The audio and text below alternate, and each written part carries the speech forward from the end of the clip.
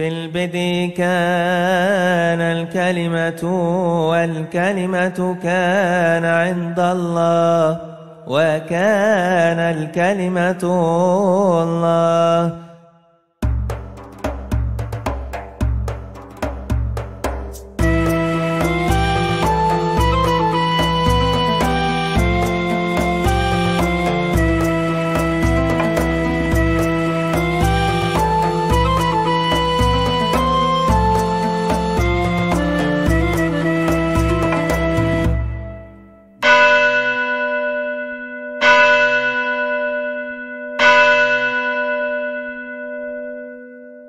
Tetapi kalau sekedar pengakuan iman kita, Tuhan kita itu siapa namanya? Yesus, ya setannya masih bisa bolak-balik, Trinitas diatur-atur sedikit, Trinitas dihujat-hujat sedikit. Karena apa? Karena masih ada kesempatan. Tapi kalau sudah rumusannya lengkap, ibarat undang-undang, Anda nggak bisa lagi dijerat oleh pasal yang menghindar dari jeratan pasal. Karena jelas itu teksnya seperti apa. Itulah faedahnya kenapa pengakuan iman kita itu sangat-sangat rinci. Sebab kalau pengakuan iman hanya sekedar Tuhan kita itu siapa namanya? Yesus, tepuk tangan. Nah, itu orang bisa nafsir yang macam-macam kan. Makanya gereja-gereja modern itu jadi tidak karu-karuan. Karena apa? Setan masih ada kesempatan untuk ngacau lagi karena apa? Karena lewat rumusan-rumusan yang sangat longgar itu dan apa? Tidak setia kepada bapak-bapak pendahulu kita. Indonesia ini ada karena Soekarno, Hatta, ya karena sebelumnya ada Sriwijaya Majapahit, nggak bisa langsung jelek Jokowi, nggak bisa. Begitu juga gereja, nggak bisa langsung Betani, nggak bisa langsung GPIB, orang mungkin. Nggak bisa untuk gereja-gereja kontemporer yang baru izinnya diurus oleh Departemen Agama Bimas Kristen, itu nggak bisa. Gereja itu harus punya kesinambungan awal dari zaman para rasul agar tidak ada kesempatan sedikit pun dari para dedemit untuk mengacau gereja. Itulah makanya jangan sombong. Kalau sombong kita mengatakan, oh kita bisa nafsir sendiri, tidak usah bawa-bawa gereja. Kue bodoh karo demit yang juga sombong. Gitu loh saudara-saudara. Nah, kita lanjutkan.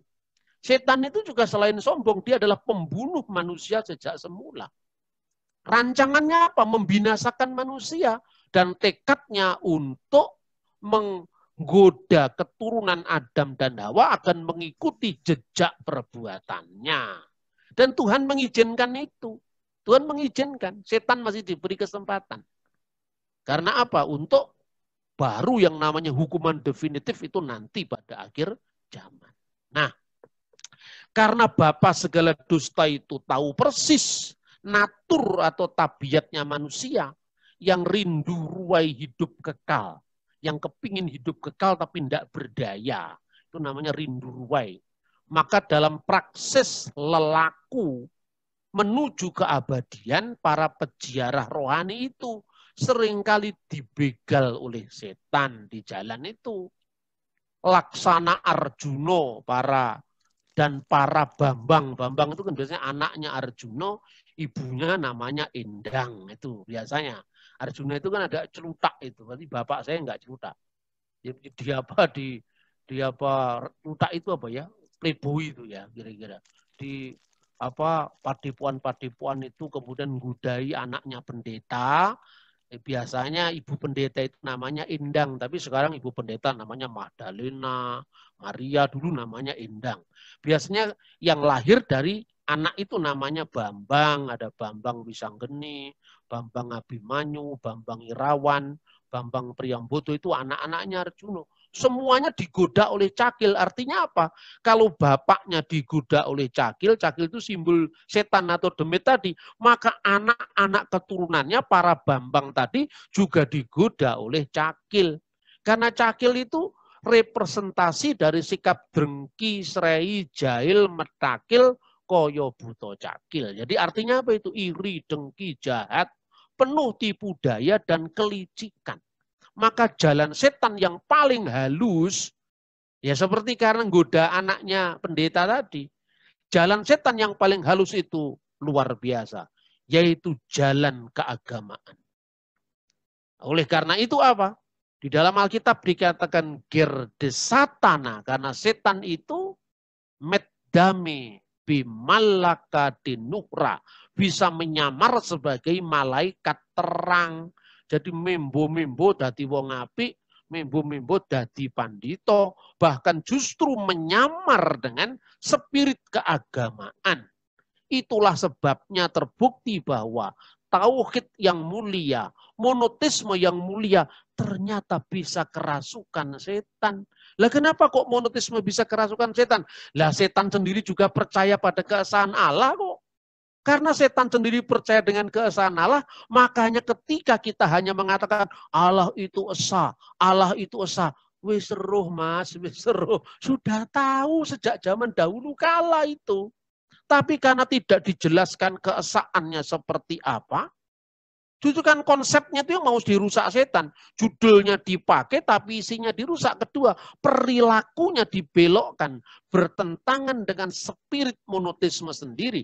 Kalau Allah itu satu, maka komitmen kita hanya kepada satu. Kalau Allah itu satu, kesetiaan kita, pengabdian kita hanya kepada satu. Maka tauhid ala setan atau monoteisme setan itu adalah wahdaniyah bil adat. Hanya keesaan bilangan 1, 2, 3 tadi.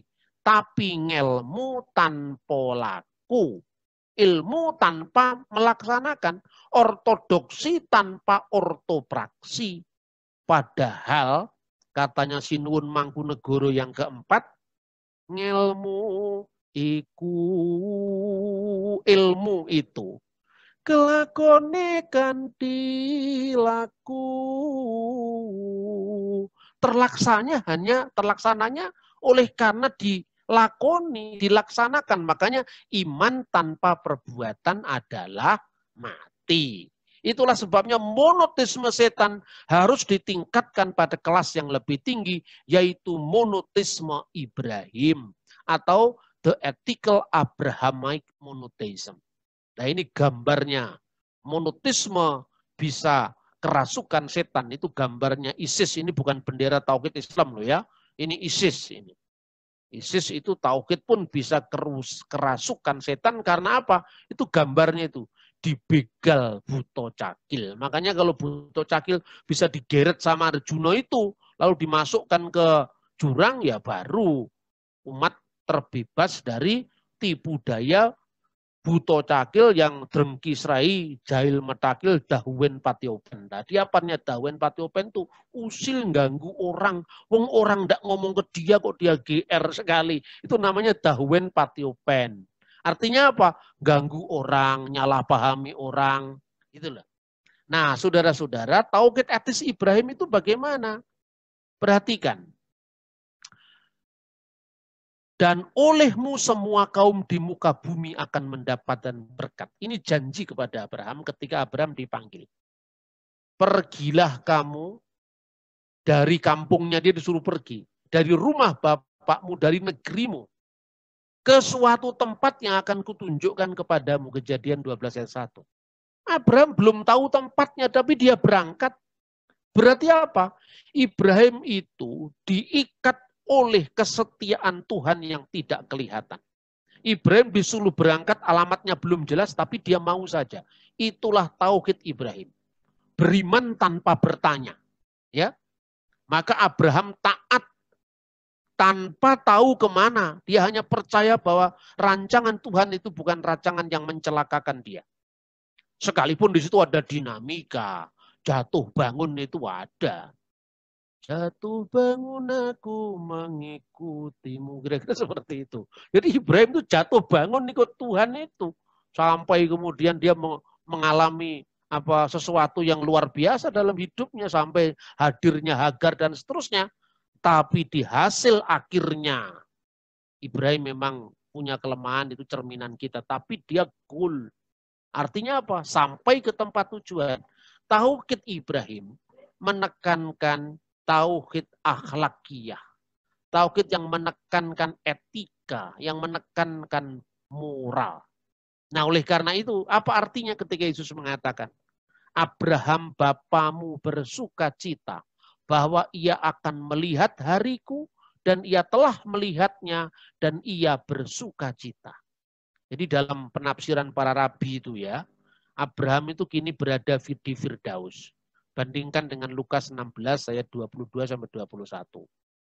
Menurut tafsiran para rabi, di sana Ibrahim itu bisa melihat apa yang terjadi di bumi. Dan ketika Kristus sudah datang menyatakan Abraham bersuka melihat harimu, saat itulah Abraham melihat Yom HaMasiyah, hari Sang Mesias, hari penggenapan di mana Tuhan berfirman, olehmu semua kaum di muka bumi akan mendapatkan berkat. Inilah yang disebut the Messianic blessing. Maka ungkapan hari Sang Mesias, era Mesianik, hari-hari Sang Mesias, itu memenuhi seluruh literatur Yahudi, baik itu Targum, baik itu Midras, seperti misalnya yang saya contohkan dari Targum Kohelet. Kohelet itu kitab pengkhotbah, ini Targum Yonatan. Tidak ada yang mengingat generasi sebelumnya dan juga generasi yang akan datang. Tidak akan ada yang mengingat mereka di antara generasi yang akan ada di hari-hari Raja Mesias. Biyome Malka Mesiha dalam bahasa Arab. Maka ungkapan hariku itu menunjukkan apa? Yom HaMasiyah. Hari Sang Mesias yang dilihat Abraham dari Firdaus. Kejadian 24 ayat 1, ini juga saya mengutip tafsiran Rabi. Banyak sekali Rabi-Rabi yang bicara tentang itu. Adapun Abraham telah tua dan telah lanjut umurnya. Itu makna wajarnya. Tapi ada Rabi yang menafsirkan ungkapan Abraham Zaken Bayamim. Abraham telah memasuki hari-hari, itu artinya apa? Ditafsirkan oleh para Rabi, bahwa Ibrahim itu memasuki hari-hari yang akan datang. Jadi setelah dia di Firdaus, dia masih melihat bagaimana sejarah Israel. Dia mengikuti sejarah bangsanya sampai puncaknya kedatangan Yom HaMasiyah, yaitu hari Sang Mesias.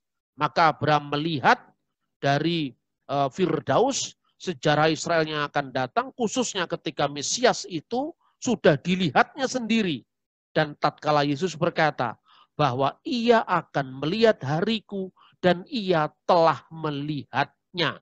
Janji dalam Kejadian pasal 12 ayat 3, olehmu semua kaum di muka bumi akan mendapatkan berkat, itu sudah digenapi. Jadi monoteisme yang kedua, monoteisme etis Abraham ini percaya tanpa bertanya, taat total kepada Tuhan, sikap aslam, ya, sikap taat, sikap sumarah kepada Tuhan.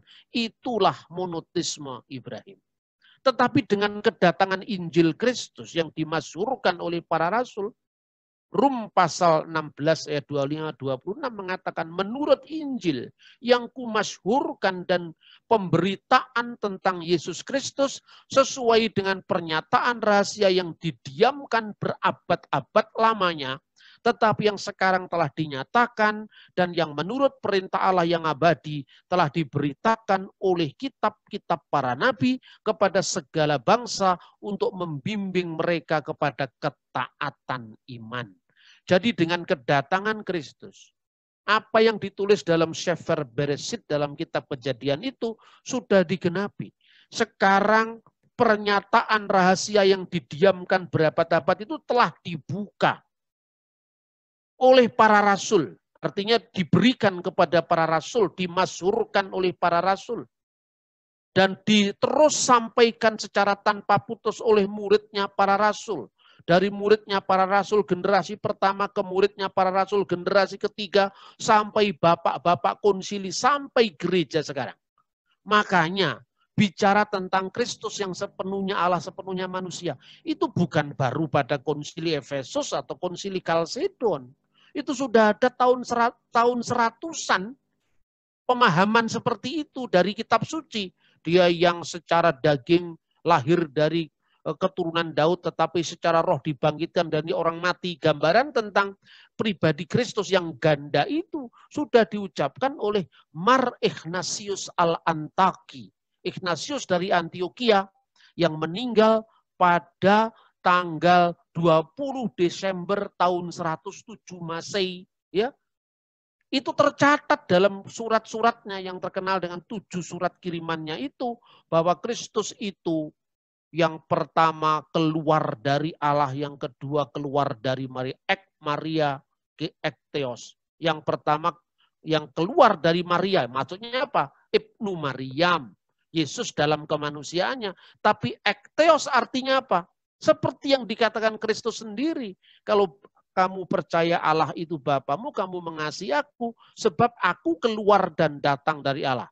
Oke lah, orang bisa menafsirkan, kata keluar itu artinya bukan eksistensial, Pak. Keluar itu artinya Yesus berasal dari Bapa. Seperti nabi-nabi juga berasal dari Bapa. Banyak yang nafsir begitu. Tapi ini yang ngomong ekteos itu muridnya yang nulis Injil. Kamu mau apa? Yang ngomong begini Ignatius muridnya yang nulis Injil. Lah pangkatmu tinggi mana? Wong kamu bukan saksi sejarah. Sepinter apapun teolog di abad sekarang, dia bukan mata rantai yang langsung punya hubungan dengan para rasul. Gitu loh saudara-saudara. Maka harus berpikir historis. Tidak cukup hanya di otak-atik matuk, apalagi tidak matuk. Nah, sekarang terakhir saudara-saudara. Jadi bagaimana dengan monoteisme yang ketiga? Nanti pada minggu depan saya akan lanjutkan pembahasan yang lebih dalam tentang Trinitas. 3 varian dalam pemahaman tentang Tritunggal. Sekarang dasarnya dulu. Saya menyebutnya the holistic Trinitarian monotheism atau the holistic salvific monotheism. Saya terjemahkan dalam bahasa Jawa. Triniji suci margining kaswargan jati. Jadi Trinitas yang maha suci, yang adalah jalan kepada keselamatan surgawi. Jadi Tritunggal atau keesaan Tuhan itu bukan sekedar 1, 2, 3 Pak Gendut naik kuda tadi, bukan sekedar bisa membilang Tuhan. Tetapi ini meyakini bahwa Tuhan itu satu, tetapi juga apa pewahyuan atas kesatuan Tuhan itu menurut bapak-bapak gereja, bapak gereja muridnya, bapak gereja sebelumnya, bapak gereja muridnya, bapak gereja sebelumnya itu murid-murid bapak apostolik muridnya apostel sendiri, apostel muridnya Yesus itu. Ini cara berpikir yang sifatnya historis. Jadi yang pertama, ini dalam kaligrafi itu tertulis, ya, As-Salisul Muqaddas, Trinity suci, Tritunggal Maha Kudus. Pertama at-tauhid. Tauhid yaitu keesaan. Yang kedua syarikah atau relasi, ya, persekutuan. Dan yang ketiga wahayat dan kehidupan. Maka Tritunggal tidak hanya bicara soal jumlah, soal bilangan, soal wahdaniyat bil adat, tapi juga wahdaniyat bin nisbah, relasi. Itulah sebabnya dikatakan dalam Alkitab, ya, kasih Allah, kasih karunia Tuhan Yesus Kristus, dan kasih Allah dan persekutuan Roh Kudus dalam 2 Korintus pasal 13 ayat 13. Nikmatu Rabbina Yesu al-Masih wa makhabatullah wa syarikatu rohil kudus ma'akum ajmain. Amin. Itu ada persekutuan. Maka Tritunggal itu tidak hanya menyangkut jumlah tauhid, tetapi juga relasi dalam kesatuan itu, yaitu syarikah atau apa? Atau persekutuan. Ya. Dan yang ketiga, hasil dari semuanya itu proyek keselamatan dari Tuhan, yaitu hayah, hidup yang kekal. Maka tauhid tidak cukup hanya membilang Tuhan, hanya menunjukkan berapa jumlah Tuhan, tapi juga menunjukkan relasi metafisik dalam diri Tuhan. Itu yang disebut dalam bahasa dogma perikuresis, hubungan saling mendiami antara Allah wujudnya disebut Bapa. Bapa itu eksistensinya. Lalu firman-Nya dikiaskan dengan Putra, dan Roh Suci yang tinggal dalam diri Bapa itu disebut dengan Rohil Kudus. Makanya ketiganya adalah satu. Esto onomato patros.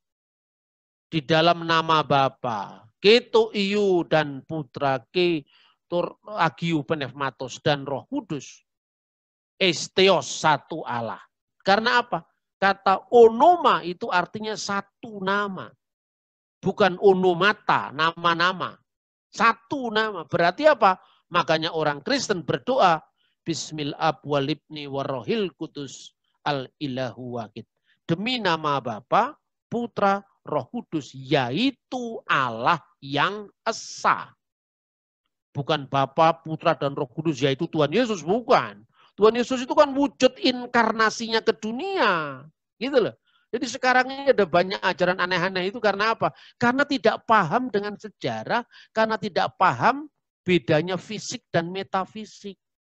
Makanya Tritunggal itu juga bicara tentang jumlah, relasi kekal dalam diri Allah, dan hidup kekal berkat nuzulnya kalimatullah al-mutajasad, firman Allah yang menjadi manusia. Maka kesimpulan saya, hati-hati.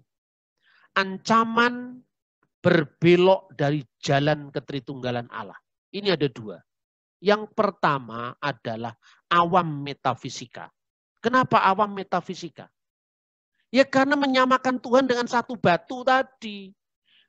Karena menyamakan Tuhan dengan bahasa kamus sehari-hari. Kalau dikatakan anak Allah, bidannya siapa? Lah itu awam metafisika. Kalau dikatakan Tuhan, firman-Nya sudah turun ke dunia, berarti di surga kosong, itu awam metafisika. Karena apa? Ini kan bukan fisik. Ini bukan benda yang terikat oleh ruang dan waktu. Tetapi Allah itu beyond time, di atas waktu, beyond space, di atas jarak. Maka Tuhan tidak pernah kehilangan dirinya ketika firman-Nya menjadi manusia. Ini yang disebut awam metafisika. Yang kedua, nalar ahistori. Nalar ahistoris itu apa? Karena ini firman Tuhan. Firman Tuhan itu mutlak loh Pak. Jadi percuma kita mikir. Karena ini firman Tuhan, itu namanya ahistori.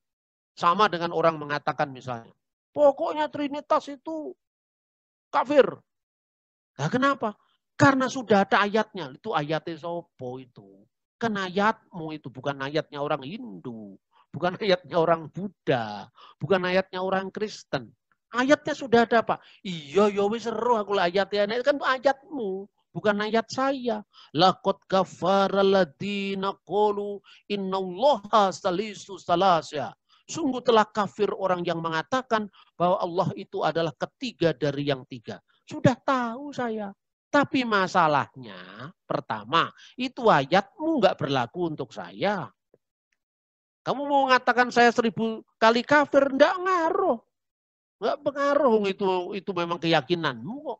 Tapi yang kedua, jangan ahistori.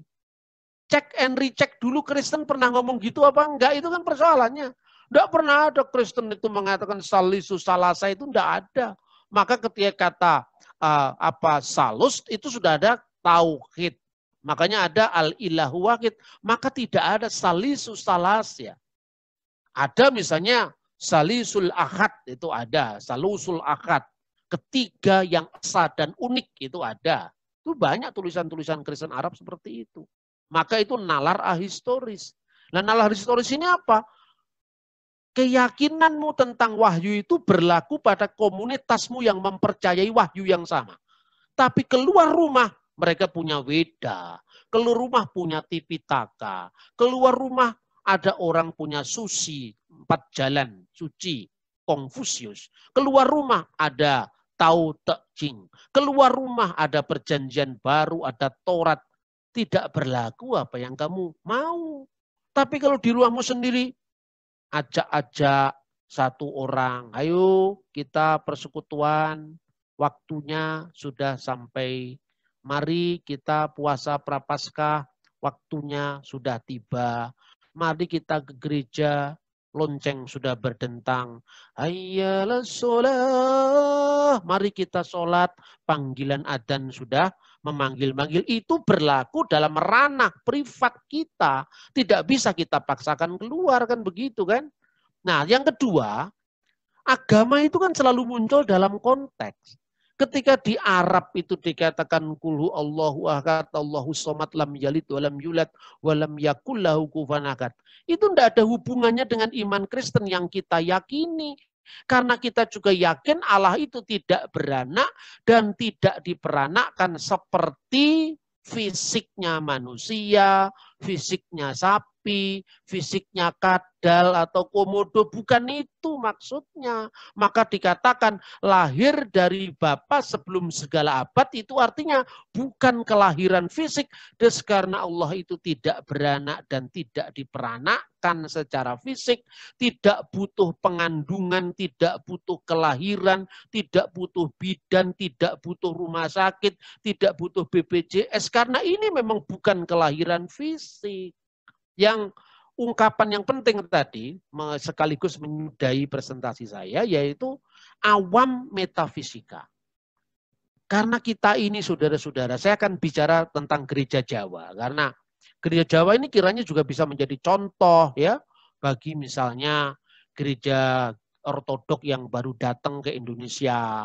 Kira-kira keluasan apa yang mencoba disampaikan untuk ranah lokal kita. Kelebihan apa yang disampaikan oleh gereja ortodok untuk konteks dialog lintas agama itu digali. Jangan dihadirkan apa adanya. Kalau dari apa adanya nggak laku, percaya sama saya. Ini perlu dikontekstualisasikan. Saya ingin memberikan contoh. Kontekstualisasi pernah tabrakan dengan misionaris. Karena apa? Mereka tidak mau tahu dengan budaya Indonesia. Dan itu yang terjadi pada kasus Kiai Tunggul Wulung. Tetapi Anda saya yakinkan bahwa Roh Kudus turun langsung untuk menggarap lahan masyarakat Jawa ini. Tatkala Kiai Tunggul Wulung naik ke Gunung Kelut untuk bertapa. Nah ini Tunggul Wulung ini orang non-Kristen, makanya nggak pernah KKR, ini belum ada gereja seperti itu waktu itu. Karena dia mencari petunjuk Tuhan, maneges keresaning yang agung, itu melalui budaya Jawa, Islam, dia naik ke Gunung Kelut. Di lerengnya Gunung Kelut ada seorang pertapa perempuan namanya Indang Sampurnawati. Di stop. Kamu tidak boleh naik ke atas, wahai Kiai. Kiai Tunggul Wulung. Kenapa? Ini wilayah saya. Anda boleh meneruskan naik ke atas apabila Anda bisa mengalahkan saya. Mengalahkan bukan perang fisik, tapi perang batin, perang spiritual.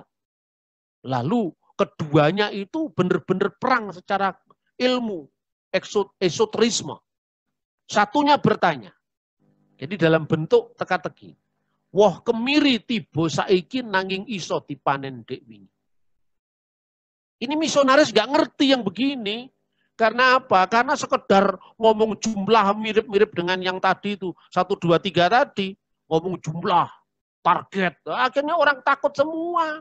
Ya toh? Maka dikatakan, buah kemiri jatuhnya hari ini. Tapi bisa dipanen kemarin. Apa artinya? Sebelum saya jawab pertanyaanmu, jawab juga pertanyaan saya. Ratu adil rawuh mertamu. Tamu mbagiake sing ditamoni sebiting tanpa sangu. Nah, apa juga? Ratu adil datang untuk bertamu. Tamu menyilakan tuan rumahnya sebiting tanpa sangu. Apa? Anehnya, oleh karena bisikan dari Roh Suci, Roh Kudus, keduanya menjawab Ratu adil Isa Al-Masih, yaitu Yesus Kristus. Loh kok bisa? Diuraikan satu-satu. Metafisika ini. Bukan sekedar sederhana 1, 2, 3 Pak Gendut naik kuda. Ini metafisika. Sesuatu yang di luar fisik. Dia katakan apa? Buah kemiri itu ibarat logos firman ilahi. Ing kala purwa sang sabdo iku ana dene sang sabdo iku nunggal kelawan Allah lan sang sabdo iku jumeneng Allah. Fil bati'il kanal kalimah wal kalimatu kana indallah wa kana kalimatullah. Artinya Isa sebagai kalimatullah. Sudah ada sebelum kedatangannya sekarang. Ibarat buah kemiri. Jatuhnya hari ini. Nuzulnya kalimatullah itu baru ada pada zaman kita. Tetapi sebagai logos, sebagai firman, dia sudah ada sebelum segala sesuatu ada.